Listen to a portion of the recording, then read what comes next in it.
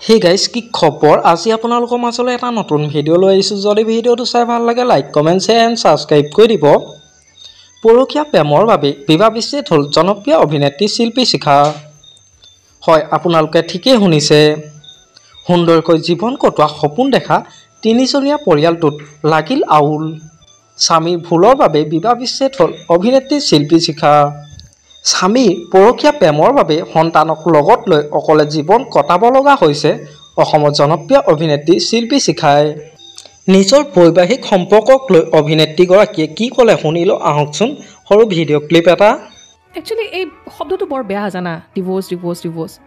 বিৰাট বেয়া যেনেকৈ ধৰা তোমাৰ মানুহে যে কয় যে কিবা এটা বস্তু মোক ট্ৰিগাৰ কৰি আছে ট্ৰিগাৰ এনেকৈ যিমানে কোৱা ন সেই বস্তুটো তোমাক বেছি এফেক্ট কৰে গতিকে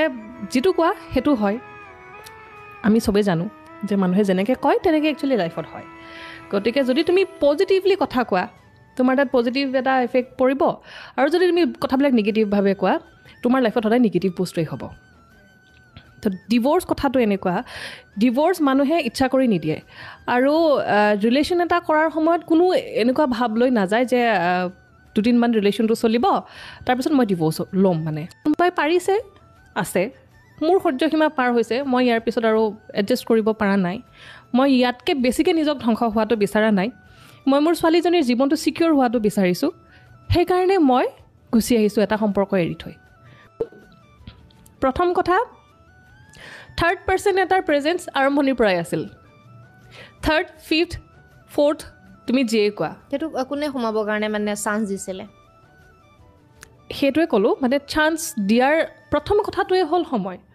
যদি ইজনে সিজনক সময় দিয়া নাযায় কাৰণ তেতিয়া বিয়াৰ পিছত মইতো ছমাহমানলৈকে একো কাম নকৰোঁ বুলি মানে মই আগৰ পৰাই মানে মেণ্টেলি প্ৰিপেয়াৰ্ড আৰু মই কাম নকৰোঁ কাৰণ প্ৰথমতে মই মোৰ ঘৰখনক সময় দিব লাগিব